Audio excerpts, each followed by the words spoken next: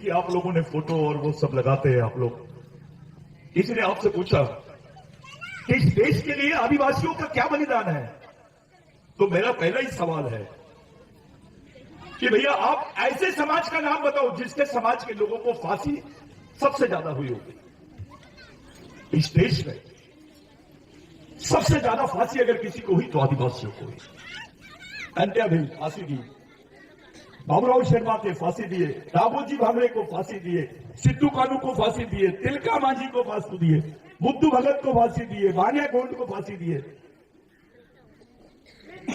और भगवान बिरसा मुंडा को भी फांसी दिए। तो अपने बच्चों को संभालो। मैं एक बात आपसे पूछना चाहता हूं, ये जो फांसी का सिलसिला है इसके बारे में कभी कोई चर्चा नहीं करता देश में। सिर्फ इतना बोल रहे हैं अभी प्रधानमंत्री जी और बाकी लोग कि जनजातीय लोगों का बहुत बड़ा योगदान है। खुल के बोलना आदिवासी। आप खुल के क्यों नहीं बोलते हैं कि आदिवासियों का बहुत बड़ा योगदान है? आदिवासी बोलने से क्यों कतराते हैं आप आदिवासियों को? साथियों, यही जल जमीन का संघर्ष, यही सामाजिक आत्मसम्मान का संघर्ष, यही स्वतंत्र सामाजिक जीवन का संघर्ष बिरसा मुंडा का संघर्ष था। 14 साल की उम्र में बिरसा मुंडा जब मूछ की कौम नहीं फूटी थी तब से इस आंदोलन को अपने हाथ में लिए।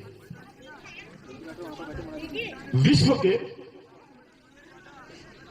किसी भी देश में आप जाइए, आदिवासियों में इतना ब्रिलियंट आदमी, इतना छोटी उम्र में इतनी बड़ी काम करने वाला व्यक्ति अभी आदिवासी इतिहास में नहीं मिला। मैं पूरे इतिहास का वर्ल्ड लेवल पे मैं उसका स्टडी किया, मेरे को समझा कि ऐसा कोई आदमी पैदा ही नहीं होगा।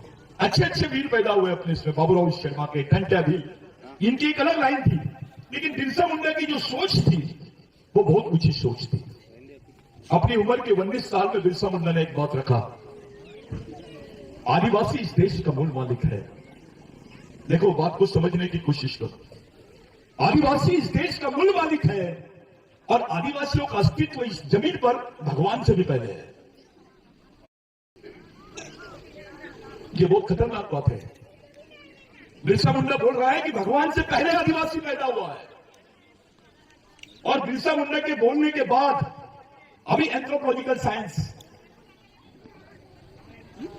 स्ट्रक्चरल साइंस, जिसको मानव शास्त्र बोलते, समाज शास्त्र बोलते, आज बोलने लगे हैं कि यह बात सही है कि आदिवासी देश का मूल मालिक है और उसका अस्तित्व भगवान से भी पहले इस जमीन पर था। उससे बड़ी बात बिरसा मुंडा ने उस वक्त बोला कि हमारी जो संस्कृति है वो 20,000 साल पुरानी है। आदिवासी जो संस्कृति है वो 20,000 साल पुरानी है और जो धर्म है वो 4,000 साल पुराना है। सब धर्मों का जो निर्माण है वो पुरुषों ने किया है, वो पुरुष सत्तात्मक तरीके से उसका निर्माण किया गया है। क्रिश्चियन धर्म जीसस क्राइस्ट ने किया, बौद्ध धर्म भगवान बुद्ध ने किया, हिंदू धर्म ब्रह्मा ने किया, आपका सिख धर्म गुरु नानक जी ने किया, जैन धर्म महावीर जी ने किया। ये जितने धर्म है इसकी स्थापना पुरुषों ने की है, लेकिन आदिवासी संस्कृति का जो निर्माण है वो महिला ने करी है। एक बात मैं गोंडवाना के आंदोलन के लोगों से बताना चाहता हूं कि अपने लोगों के बीच में एक गलत सोच जारी है।